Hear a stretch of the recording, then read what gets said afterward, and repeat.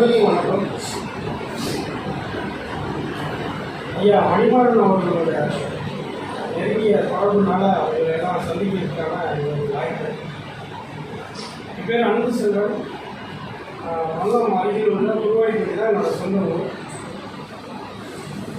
தலைமை உரை நல்ல பெரியவர்களாக இருக்கீங்க. அனுபவமும் வயது முயற்சியும் நிறையா சொற்பொழிவு கூட்டங்கள்லாம் நிறையா அட்டன் பண்ணாலும் நாங்களாம் ஒரு இயற்கை விவசாய அமைப்பில் இருந்துருக்கோம். எங்களுடைய தலைமையோட நிறையா இருக்கும். உங்களுடைய தமிழ் அதில் அந்த புலமை அளவுக்குலாம் நான் பேச போகிறதில்லை. நாங்கள் பொறியியல் பட்டம் பெற்று கொஞ்சம் ஒரு 6-7 வருஷம் ஐடியில் வேலை பார்த்தாலும் நிலம் சார்ந்த வேலைகள், குடும்பத்தினுடைய தேக்க நிலை இதெல்லாம் பார்க்கும்போது அது ஒரு வருமானம் மட்டும் இல்லை, நிலத்தெல்லாம் இழக்கக்கூடிய ஒரு சூழ்நிலையும் வந்தது. இதெல்லாம் மீட்டெடுக்கணும்னா விவசாயம் லாபகரமாக இருந்தால் மட்டுமே முடியும். இதுதான் எங்களோட தாட்டாக இருந்தது. ஸோ அதனால் விவசாயத்தை வரும்போது எல்லாருமே நிலத்தை வச்சுட்டு டவுன் பக்கம் குடியேறணும், ஏதாச்சும் ஒரு உத்தியோகத்துக்கு போனால் போகும். அந்த ஒரு நிலைமையில் இருக்கும்போது இந்த மிகப்பெரிய சேலஞ்ச் எங்களுக்குலாம் ஏன்னா நிலத்தை விட்டுட்டு புலம்பெயரணும்னா ஏற்று ரிசல்ட் நாங்கள் எல்லாத்துக்குமே மாற்றணும். நிலத்தை விட்டு கொடுக்கவும் முடியாது, வேறு ஒரு தொழில் தெரியாது. என்ன பண்ணுறது? விவசாயம் நட்டமாகவே இருந்துருக்கு. அப்போ யோசிச்சது தான் அந்த இயற்கை வேளாண்மை. நம்மளோட ஐயா அஸ்மே வேளாண் இது போல தொடர்புகள்லாம் படிக்கும் போது ஜீரோ பட்ஜெட் அது மாதிரியான சூழ்நிலாம் வரும்போது லாபகரமாக இருக்குது, 2 லட்சம் வருமானம் அப்படின்ற ஒரு பார்க்கும்போது ஏன் நம்ம இதை செய்யக்கூடாதுன்னு நினச்சோம். நல்ல வேலையை விட்டுட்டு வந்தோம். மிகப்பெரிய தோல்வி, ஒரு 2-3 வருடம் மிகப்பெரிய தோல்வி. பட் அதை தாங்கிக்கூடிய சக்தி எல்லாம் எப்படி வந்ததுன்னா அனுபவமே சிறந்த ஆசான் அப்படின்ற மாதிரி அதுலேருந்து மீட்டெடுத்தோம். எப்படின்னா நெல்லாவே விற்கிறதே கிடையாது. நான் பயிர் பண்ணுற ரகங்கள் எதுவுமே நேராக கொண்டு போய் சென்டரில் போட்டுட்டு அப்படியே மகன் காலையில் காசு வாங்குற நெல்லே கிடையாது. அரிதான நெல் ரகங்கள், அதீத மருத்துவ குணங்கள் உடையவை. இதெல்லாம் நான் கையில் எடுத்தோம். என்னன்னா முதல் ஒரு இடம்னா ஒரு 7 அடி உயரம் வளர்ந்த சம்பா மசூரன்ற ஒரு ரகம்லாம் போட்டிருந்தோம். அறுவடை பண்ணுறதுக்கு ஆள் வேணும். ஆனால் அதிக மருத்துவ குணங்கள் எப்படி சாப்பிட்றதுன்னு தெரியல. கொச்சப்படியோட பெருசாக இருக்கும் சாதனம்லாம் பார்த்தீங்கன்னா எப்படி உள்நாட்டி கொடுக்கணும் அப்படின்ற ஒரு கட்டாயம். அப்போ தான் வேல்யூ அடிஷன் பண்ணோம். வேல்யூ அடிஷன் பண்ணி கொஞ்சம் ஓரளவுக்கு பணத்தை வந்ததுக்கு அப்புறம் தான் திரும்பவும் இதில் நடந்த மிஸ்டேக்ஸ்லேருந்து நம்ம நிறைய லேர்ன் பண்ணி தான் இந்த பாரம்பரிய ரகங்களை ஒன்று தேடி கண்டுபிடிச்சி இதில் சாயாத ரகங்கள் எது, தண்ணியில் நல்லா வளரக்கூடிய ரகங்கள் எது, இதில் மருத்துவ குணங்கள் வாய்ந்தது எது, விற்பனைத்தன்மை அதிகமாக உள்ள ரகங்கள் எதுன்னு நாங்கள் பகுப்பாய்வு செஞ்சு அதுலேருந்து ஒவ்வொரு வருஷமும் ஒவ்வொரு ரகங்களாக போட்டு இது மிகப்பெரிய தோல்விக்கு அப்புறம் கிடைத்த பாடம் தான். அப்படியே எடுத்துகிட்டு மக்கள் மத்தியில் அதீத ஆர்வத்தை தூண்டக்கூடிய ரகங்கள் ஒரு சிலது இருக்குது. சாப்பாட்டுக்கு உள்ள ரகங்கள் இருக்குது, மருத்துவ குணங்களுக்குன்னே வாய்ந்த ரகங்கள் இருக்குது. இதெல்லாம் தேடி கண்டுபிடிச்சி எடுத்து விவசாயம் பண்ணுறோம். அப்போ பக்கத்து விவசாயக்காரலாம் அவர்களாம் 75 மூட்டை விளைஞ்சிட்டு இருந்த பூமி 86ல் 1 ஏக்கரில் நான் சொல்கிறது 60 கிலோ மூட்டை, இன்றைக்கு 45 மூட்டை எடுத்துகிட்டா நல்லா மகசூல் சொல்லக்கூடிய இடங்கள்லாம் ஆகிடும். அப்போ என்னென்னா நிலத்தோட வளம் குறைஞ்சிக்கிட்டே இருக்கும். வருஷம் ஏற ஏற ரசாயனோட பயன்பாடு ரொம்ப அதிகமாக இருக்குது. அப்போ இதனுடைய ரசாயனத்தோட எச்சம் எல்லாமே எங்கே போய் செய்யறதுன்னா நம்ம சாப்பிடக்கூடிய உணவு கட்டலாம். ஸோ உணவு விஷமில்லாமல் இருக்கணும், பொருளாதாரத்தையும் நிவர்த்தி பண்ணணும், மருத்துவ குணங்களையும் தக்க வைக்கணும். அப்போ இதுக்கு ஒரே வழி என்னன்னா நமக்கு நெல்லை தவிர வேற இந்த விவசாய பொருளில் எதுவும் விளையில நெல்லில் நமக்கு கிடைக்கக்கூடிய லாபத்தை பெருக்கணும் அப்படின்னா பாரம்பரிய நெல்லை தான் கையில் எடுக்கணும் அப்படின்ற ஒரு முடிவு. அப்படி இருக்கும்போது பாரம்பரிய ரகங்கள் அதிகமாக விளைச்சல் கொடுக்காது. எல்லாம் 45 மூட்டை எடுக்கிறாங்கன்னா எங்களுக்கு 20 மூட்டை எடுத்துக்கானா பெரிய லாபம். அப்போ விளைச்சலையும் அதிகப்படுத்தணும். அப்போ சொல்லித்தரதுங்களாம் எங்களுக்கு யாரும் கிடையாது. எங்கள் தாத்தாவெல்லாம் இறந்து போயிட்டாரு. எங்கள் தாத்தாவெல்லாம் இயற்கை விவசாயம். எங்கள் அப்பா முற்றிலும் ரசாயன கலந்த விவசாயம் மட்டும்தான் தெரியும். இயற்கையில் என்ன போடுறாங்கன்னு கேட்டாங்கன்னா எங்கள் அப்பாவுக்கு தெரியாது. எப்பயாச்சும் புண்ணாக்கு போடுவாங்க, எப்பயாச்சும் எருவு போடுவாங்க. இன்றைக்கி எருவுக்கும் மாடு கிடையாது, மனிதர்கள் அதை கொண்டு போய் சுமந்து செல்லக்கூடிய வாகனங்களும் இல்லை. எல்லா தளத்திலையும் அடிவாங்கிறோம். இப்போ விவசாயத்தை தக்க வைக்கணும்னா மிகப்பெரிய சேலஞ்சில் வந்து மாட்டிக்கிட்டோம். வேலையும் விட்டாச்சு, விவசாயத்தை லாபகரமாக மாற்ற முடியல. இந்த ஒரு நெருக்கடியில் இருந்துட்டு இருக்கும்போது பாரம்பரிய நெல்லை கை நடத்துகிறோம், அதுவும் விளைச்சல் குறையுது. அப்போ 3 விதமான சிக்கல்களையும் மாட்டி அதிலேருந்து வெளியிடணும். வெளியிடுறதுக்கு என்ன காரணம் அப்படின்னா லாபம் தான். எதில் லாபம்? பணம் மட்டும் கிடையாது, ஆரோக்கியத்தில் லாபம், மண் வளத்தில் லாபம். இது எல்லாத்தையும் நாங்கள் லாபகரமாக மாற்றணுன்ற சேலஞ்ச் ஒரு இயற்கை விவசாயிக்கு இருக்குது. அப்போ நாங்கள் என்ன பண்ணணும்? மண்ணை மாற்றணும். இயற்கை விவசாயம் பண்ணக்கூடிய லாபம் தரக்கூடிய பயிர்களை தேர்ந்தெடுக்கணும். விற்பனை வாய்ப்பை அதிகப்படுத்தணும், தொடர்புகளை அதிகப்படுத்தணும். இன்றைக்கு நானும் தெரிந்த ஒரு விவசாயியாக இருக்கணும். இதை விட நிறையா பல்கலைக்கழகங்கள் அவங்களுடைய காலேஜ் ஸ்டூடெண்ட்டை வயலுக்கு அனுப்புகிறாங்க. வயலை சுற்றி பார்க்கறதுக்கு மட்டும் இல்லை, இயற்கை விவசாய பள்ளி படிப்புகளை மேற்கொண்டு ஒரு 6 மாதம் அவங்களுக்கு சொல்லிக் கொடுக்கறதுக்கும் வராங்க. இந்த 6 மாத இடைவெளியில் கிட்டத்தட்ட எங்களோட ஒரு 15 நாள் இருந்து கற்றுக்குறாங்க. அப்புறம் மருத்துவ குணங்கள் அதிகமாக இருக்குது இந்த பாரம்பரிய ராகங்களில். ஆனால் மக்கள் மத்தியில் இதை நாங்கள் விளைச்சலாக நாங்கள் கொண்டுட்டு போகணும், விற்பனை வாய்ப்பாகவும் கொண்டுட்டு போகணுன்னா நாங்கள் எங்களுக்குன்னு ஒரு நிர்பந்தம். இதை ப்ரூவ் பண்ணணும். நீங்கள் ஒரு டாக்டர் இருக்காரு, ஒரு மருந்து சாப்பிட்டா இந்த தலைவலி சரியாக போகுது. பாரம்பரிய ரகத்தில் இதை சாப்பிட்டிங்கன்னா அந்த வியாதி சரியாக போகுதுன்னு சொல்லாலாம் நான் பண்ணிக்கிட்டே இருந்தோம். அப்போ வேர் இஸ் அ ப்ரூஃப். எந்த ஒரு விஷயம் செஞ்சாலும் ப்ரூஃப் வேணும்.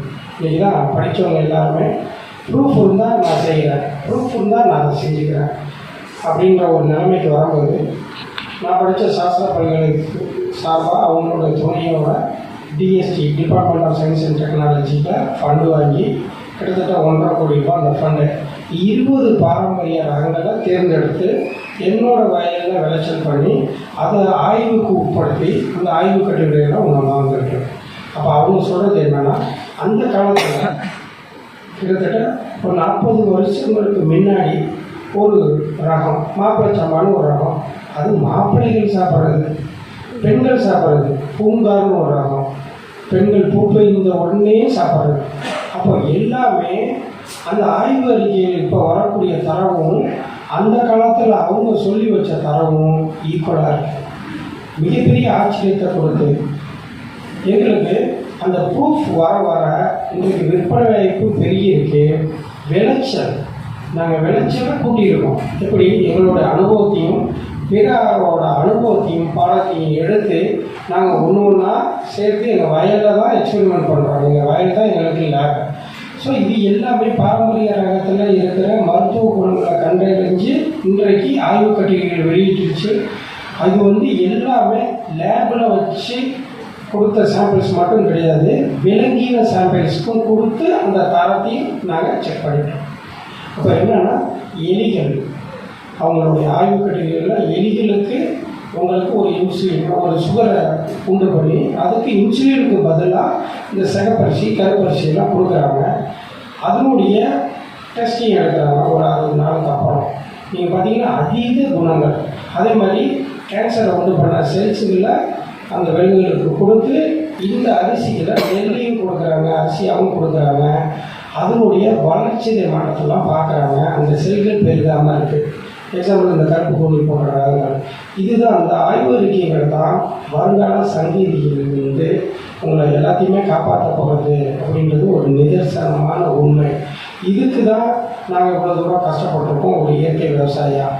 ஸோ இன்றைக்கு நீங்கள் ஒரு டேப்லெட் எடுத்துக்கிட்டிங்கன்னா 80 ரூபா. ஆனால் ஒரு மாப்பிள்ளை சம்பா அரிசியை நீங்கள் 1 கிலோவே நாங்கள் 80 ரூபாய்க்கு தான் கொடுக்குறோம்.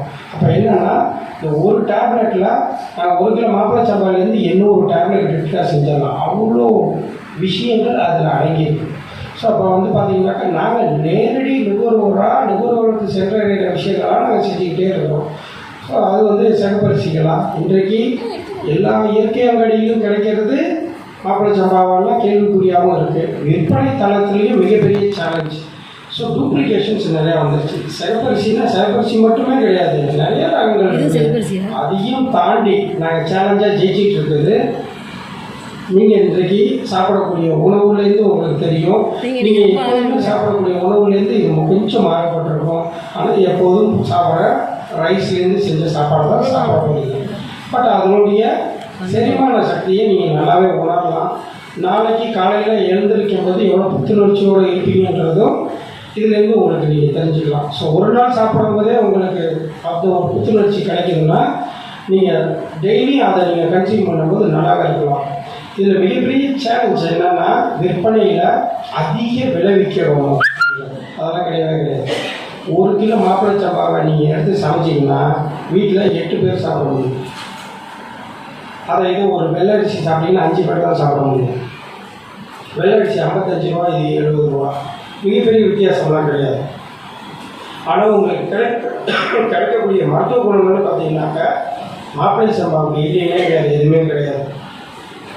சென்ற வாரம் ஒரு நிகழ்ச்சிக்கு போயிருந்தோம், ஒரு ட்ரைனிங் கொடுக்கறதுக்காக. மறு உலை கஞ்சியை பற்றி ஐயா சித்தர் பேசினாங்க. ஒரு தீட்டப்படாத சிகப்பரிசியை பானையில் பொங்க வச்சு தண்ணி ஊற்றி இருட்டறையில் காற்று போகாமல் நல்ல சுவாசம் இருக்கிற இடத்துல இருட்டறையில் ஒரு துணியை போட்டு வேடு கட்டி மூடி வச்சுட்டு மறுநாள் காலையில் பார்த்திங்கன்னா லைட்டாக ஒரு ஆடை பறந்துருக்கும். அதை கையால் கைப்படாமல் ஒரு கரண்டியை வச்சு நீக்கம் பண்ணிவிட்டு சுத்தமான மழை தண்ணியாக இருந்தாலும் அல்லது பானை தண்ணியை அதில் ஒரு சொம்பு ஊற்றிட்டு ஒரு சொம்பு மொண்டு தங்க கலக்கி மொண்டு ஊற்றி குடிச்சிங்கன்னா அதுதான் உங்கள் உயிரை காப்பாற்றணும் அப்படிங்கிறது.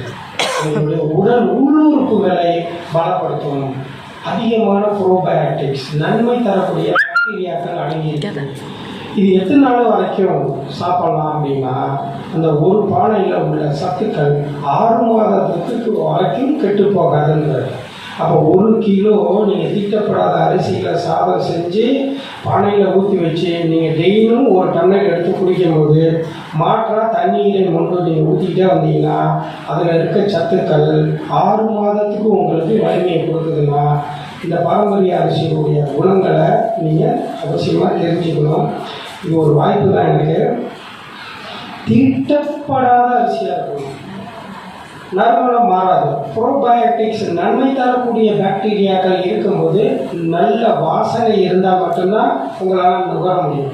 ஸோ கெட்ட வாசனை இருக்கும்போது அதை தொடக்கூடாது, வேறு ஏதாச்சும் ஒரு பயன்பாட்டுக்கு வச்சுக்கணும். அதாவது தாவரத்துக்கு யூஸ் பண்ணிக்கலாம். நீங்கள் நறுமணம் வாசனை நல்லா இருந்தால் மட்டும்தான் நீங்கள் சாப்பிடணும்.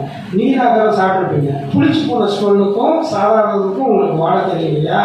அதே மாதிரி அதெல்லாம் கிடையாது. நீங்கள் அதுதான் ஒரு சிகப்பரிசிகளை பொறுத்த வரைக்கும் வேகிறதுக்கு நேரம் ஆகுமான்னு கேட்குறாங்க. நாங்கள் அரிசியை இப்போ நீங்கள் சாப்பிட்ற அவல் நாங்கள் பிரியாணி செஞ்சு கொடுத்துருக்கோம். அவல் பிரியாணி வெளியில் சொல்ல மாட்டோம், இது அவளை செஞ்சுருக்கோம். தயிர் சாதம் செய்யலாம், புலாவ் செய்யலாம், வெஜிடபிள் ரைஸ் செய்யலாம், எல்லாமே செய்யலாம். அப்போ தீட்டப்படாத அரிசியை நீங்கள் அவ்வளோதான் சாப்பிடணுமான்னா தேவையில்லை. உடைக்கணும், ஊற வைக்கணும், கஞ்சி ஆகும்.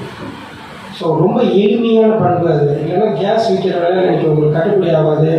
உடைக்கணும், ஊற வைக்கணும், கஞ்சி ஆகணும். ஸோ அப்படி ஒரு பண்புக்கு நீங்கள் மாற்றிக்கிட்டீங்கன்னா சமையல் பண்ணுறதும் இன்றைக்கி ஈஸி.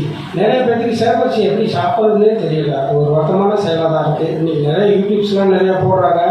எங்கள்கிட்டருந்து வாங்குறத நிறைய பேர் விற்பனை வாய்ப்புக்காகலாம் போடுறாங்க. நீங்கள் அதெல்லாம் பார்க்கலாம், வேணால் லிங்க் வேணாலும் தரேன். ரொம்ப எளிமையாக நீங்கள் சாப்பிடலாம். சின்ன குழந்தைங்களுக்கு சிகப்பரிசியை ஒயிட் ரைஸ் தான் சாப்பிட்றீங்க, கொஞ்சமாக இப்போ 2 படி போடுறீங்கன்னா அதில் 1 படி பாதி சிகப்பரிசியை போட்டு இட்லி மாவாக அரைச்சி கொடுங்க. இட்லி நல்லா ரோஸ் கலராக இருக்கும். கருப்பரிசியில் செஞ்சிங்கன்னா நாவல்பழ கணக்கு இருக்கும். இட்லி ரொம்ப அருமையாக இருக்கும். ஸோ அது அந்த புழுப்பு வளையம் மற்றதெல்லாம் இருக்காது. ரிச்சின் ஃபைபர் இதெல்லாம் நார்ச்சத்து அதிகமாக அடங்கியிருக்கும். செரிமான பிரச்சனையே இருக்காது. நீங்கள் அதை மாதிரி காலையில் எழுந்திரிக்கும்போது ஃப்ரீ மோஷன் கிடைக்கும். நீங்கள் அவளில் இட்லி தோசையெல்லாம் சாப்பிட்லாம், அதெல்லாம் கெட்டதுலே கிடையாது. சிகப்பரிசிகளை எப்படி ஃபஸ்ட்டு கன்சியூம் பண்ணணும்னா கொஞ்சமாக கஞ்சியாக டயபெட்டிக் உள்ளவங்க கஞ்சியாக குடிச்சுக்கணும். லைட்டாக மிளகு, கொஞ்சமாக ஜீரகம் போட்டு லைட்டாக தேவையான உப்பு போட்டு நீங்கள் செஞ்சு சாப்பிட்டீங்கனாலே உங்களுக்கு அதீத மருத்துவ குணங்கள் கிடைச்சிடும். 49வது நாள் அதை நீங்கள் உணர்வீங்க. ஸோ 1 மண்டலத்துக்கு நீங்கள் அத்தியாவசியமாக சாப்பிட்டு தான் ஆகணும் சுகர் பேஷண்ட்ஸ். நிறையா கர்ப்ப காலத்தில் இருக்கிற டெம்பரரியாக அந்த சர்க்கரை நீரிழிவுன்னு சொல்லக்கூடியது வந்தவங்களுக்கும் நிவர்த்தி பண்ணியிருக்கிறோம். அதே மாதிரி நாள்பட்ட நீரிழிவுக்கு ரெகுலர் கன்சம்ஷனுக்கு நீங்கள் யூஸ் பண்ணும்போது கால் விரல் அது மாதிரி கட்டை விரல் இதெல்லாம் எடுக்கக்கூடிய தேவையெல்லாம் இருக்காது. அதே மாதிரி நாள்பட்ட வியாதிகளை குணப்படுத்துறது இந்த கருப்பு கோழி, மாப்பிளச்சம்பா, சிகப்பரிசிகள் நீண்ட காலம் வளரக்கூடிய ரகங்கள் அதெல்லாம் ஒரு போகத்தில் மட்டும்தான் விவசாயம் பண்ணணும். அது மாதிரியான ரகங்கள்லாம் நீங்கள் எடுத்துக்கும் போது மருத்துவ குணங்களை நீங்கள் உடம்புக்கும் தக்க வச்சுக்கலாம். அதுலேருந்து கிடைக்கக்கூடிய வைக்கோல் மாடுகளும் நல்லாயிருக்கும், நிலமும் நல்லாயிருக்கும். ஸோ இதுதான் நாங்கள் வலியுறுத்துறது. ஸோ ஒரு இயற்கை விவசாயியாக நாங்கள் என்ன மாற்றம் கொண்டு வந்துட முடியும் அப்படின்னா உணவு தான். இன்றைக்கு பெரிய சூழ்நிலையில் உணவு பொருளாதாரம் என்பது உணவுக்கு அடுத்து மருந்து தான். ஸோ மருத்துவமும் உணவு தான் இன்றைக்கி மிகப்பெரிய காம்படிட்டாக இருக்குது. அடுத்து ரசாயனம். இது மூன்றையும் வெற்றி கொள்ளணும்னா ஒரு இயற்கை விவசாயி பண்ண வேண்டிய கடமையும் இருக்குது. நுகர்வோர் மத்தியில் உங்களுக்கும் அந்த ஒரு புரிந்துணர்வும் தேவை இருக்குது. ஸோ இதை பற்றி அதிகமாக பேசிக்கிட்டேவும் போகலாம். இன்றைய பொறுத்த வரைக்கும் ப்ராசஸ்டு ஃபுட்டுன்னு சொல்லக்கூடிய பாக்கெட் பண்ண உணவுகள், அடைக்கப்பட்ட உணவுகள் அது நிறையா வந்துருச்சு. அதனுடைய காசெல்லாம் கேட்கவே முடியாது, அவ்வளோ காசு. அதே மாதிரி இன்றைக்கு எனக்கு இத்தனை கேலரியில், இவ்வளோ ப்ரோட்டீனில், இவ்வளோ ஃபேட்டில் எனக்கு ஃபுட்டு வேணும் அப்படின்னு ஒரு பட்டனை அமுத்துனீங்கன்னா ஒரு கெலாக்ஸ் மாதிரி உங்களுக்கு கொண்டு வந்து கொட்டிடும். அது பேர் டிசைன் ஃபுட்ஸ்ன்னு சொல்கிறாங்க. இன்றைக்கு அது மாதிரியான நிலைமைக்கு உணவு கலாச்சாரம் மாறிக்கிட்டே இருக்குது. அப்போது ஒரு சாதாரண ஒரு எளிய நிலையில் இருக்கிறவங்க அது மாதிரியான உணவுகளை எடுத்துக்க முடியுமான்னா மிகப்பெரிய பொருளாதார நெருக்கடியை அவங்களுக்கு ஏற்படுத்தும். இது பட்டினிச்சாவை நோக்கி செல்லக்கூடிய ஒரு செயலாகவும் மாறிக்கிட்டே இருக்குது. ஸோ நிலத்தையும் வளத்தையும் மீட்டெடுக்கணும், மனித வளத்தையும் மீட்டெடுக்கணும். அதே மாதிரி பொருளாதார சிக்கல்களிலிருந்து விடுபட செய்யணும் அப்படின்னா ஆஸ் ஏ ஃபார்மராக நான் இயற்கை விவசாயம் தான் செய்வேன். அது நீங்கள் எத்தனை பேர் உங்களுக்கு இது நான் சொன்னதுலேருந்து புரிஞ்சிருக்குன்னு தெரில. நான் இன்றைக்கு நிறையா பேரை ஒரு ஆண்டர்பிரனராக மாற்றியிருக்கோம், ஒரு சின்ன தொழில் முனைவராக மாற்றி கொடுத்துருக்குன்ற பெருமை எனக்கு இருக்குது. அது வருங்காலங்களில் இன்னும் நிறையா பெருகும்.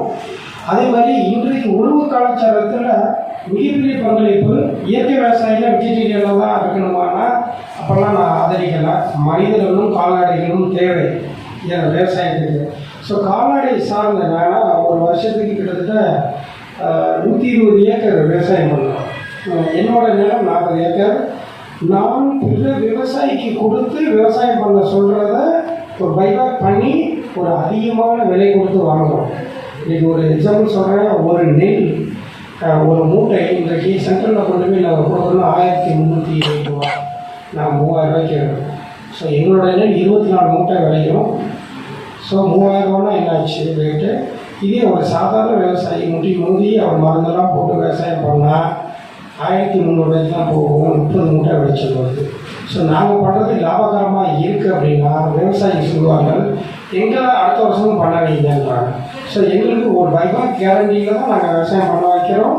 லாபகரமாக விவசாயியை மாற்றாத வரைக்கும் அவங்க இயற்கை விவசாயத்தை நோக்கி வரமாட்டாங்கன்றது நல்லா புரிஞ்சு தான் நாங்கள் அதை பண்ணுறோம். ஸோ இது எத்தனை பேர்த்தால மாற்றிட முடியும் அப்படின்னா தேவை ரேஞ்சு ஒரு சில விவசாயிகளுடைய தேவை, அவங்களுடைய எந்த கடமை ஆற்ற முடியுன்றதை தெரிஞ்சு தான் அவங்கள லாபகரமான விவசாயியை மாற்றிட்டு இருக்கோம். இந்த செயல் தொடர்ந்துக்கிட்டே தான் இருக்குது. ஐயா மணிமாறன் அவர்கள் நாங்கள் தஞ்சாவூரில் நெல் திருவிழாலாம் நடத்துகிறோம். அதில் ஒரு சிறப்பு சொற்பொழிவு சார் ஆடணும்னு சொல்லும்போது இலக்கியத்தில் நெல் என்ற ஒரு தலைப்பில் மிகப்பெரிய ஒரு வரவேற்பை கொடுத்துச்சு அந்த ஒரு சொற்பொழிவு. யூடியூப்லாம் அதை வர வச்சு மிகப்பெரிய வரவேற்பு. சார் இலக்கியத்தில் அந்த ஹிஸ்ட்ரிலாம் எங்களுக்கு யாருமே இல்லை, பாரம்பரிய ராகங்கள் அந்த காலத்தில் என்ன இருந்துச்சு அப்படின்றது ஒரு மிகப்பெரிய கிட்டத்தட்ட ஒரு 100 ரகத்துக்கு மேலே எங்களுக்கு ஒரு பெரிய லிஸ்ட்டு கொடுத்தாங்க.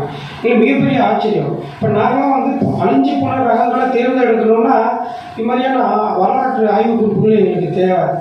ஸோ இதை ஒரு விஷயம் பழமையான அந்த தமிழ் மொழியை காப்பாற்றுறதுக்கு கமல்ஹாஸ்லேருந்து எல்லாருமே போராடிட்டு இருக்கிற நேரத்தில் நாங்கள் இந்த பாரம்பரிய நெல்லை காப்பாற்றுறதுக்கும் போராடிட்டு தான் இருக்கோம்.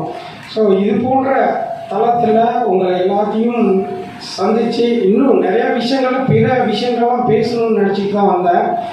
நேரம் கருதியும் ஐயா இப்போ அடுத்து சிறப்புரை ஆட்டத்துக்கு வந்திருக்காங்க. வரலாற்றின் புதுகை மாவட்டத்திலாம் நிறைய விவசாயிகளை உருவாக்க முடியும் சார்.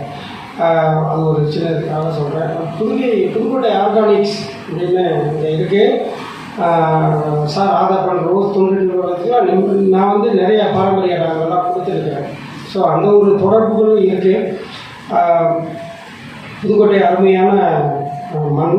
நம்மாழ்வார் நிறையா அங்கே போய் பாடுபட்டிருக்கு. நிறைய இயற்கை விவசாயிகளை மாற்றக்கூடிய பெருமை புதுக்கோட்டை விவசாயிகள் அதை அப்சர்வ் பண்ணியிருக்காங்க. கல்வி தரத்துலேயும் இயற்கை விவசாயிகளுடைய நம்பர்ஸ்லையும் புதுக்கோட்டை மாவட்டம் இன்றைக்கி நல்லாவே இருக்குது. ஸோ உங்களுடைய வரலாற்று புதுகையும் பற்றி கேட்குறதுக்கு ரொம்ப ஆவலாக இருக்கும். வேறு ஏதாச்சும் அதிகமாக எனக்கு மற்ற தளத்தில் பேச தெரியாது. ஸோ அதனுடைய எனக்கு வந்து இயற்கை விவசாயம் அதை சார்ந்த விஷயங்களில் ட்ரைனிங் கொடுக்கறது, விவசாயம் மாற்றுறது, இதுலேயே இருந்துகிட்டு இருக்கிறதுனால என்னுடைய பேச்சு அதை சார்ந்ததாக இருக்கும். இந்த வாய்ப்புக்கு நம்ம இப்படியே நன்றி கடன் பட்டுள்ளேன். நன்றி.